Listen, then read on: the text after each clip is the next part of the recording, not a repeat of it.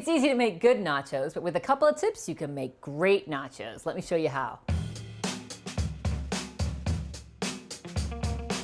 Nachos don't take long to make, so let's preheat our oven to 350 degrees and then pick a pan that we're gonna make our nachos on. Now, if you're lucky, you could have a pan that you could bake on and serve on.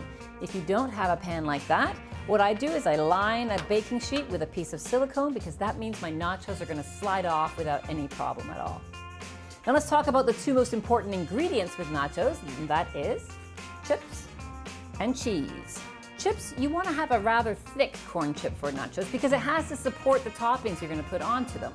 If you use a thin chip, of course, it can break or become too crispy in the oven. Now with cheese, please grate your own cheese. The pre-grated cheese is often coated with something to stop them from sticking together. We're going to use good melting cheeses here. We've got a Monterrey Jack and we've got a pepper jack for a little bit of flavor.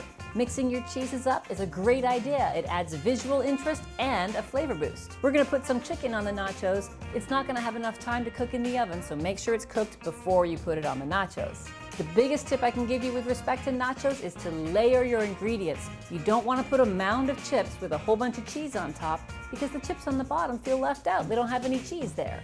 So let's start layering. We're gonna put some chips on the pan, a few pieces of chicken.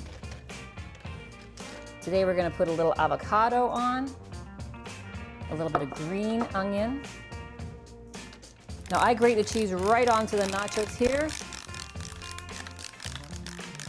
Saves me a step, saves me from messing up a bowl. That's layer number one. We're ready for layer number two. Put more chips on top. Spread them out and go ahead and layer again. We're going to do some chicken. Some avocado, and this is going to be our last layer, so you can go a little crazy if you want to and make sure you use up all of your toppings. Some green onion and then more cheese. Okay, so once all of your cheese is on, now we just send it to the oven for 10 minutes at 350 degrees, just until the cheese is nice and melted. But remember, there are 2 layers of cheese, so you want to make sure it's melted all the way through. 10 minutes is just enough time to get those chips crunchy, the cheese melty, get your sour cream ready, your salsa ready, and let's bring them out.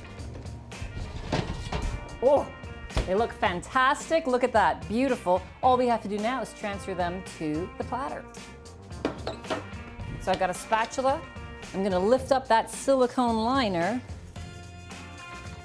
I'm gonna bring them over to the platter. This is tricky. Here we go.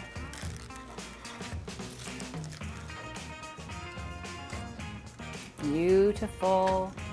Now a platter that you can actually hold on to. Call your friends because munch time is on.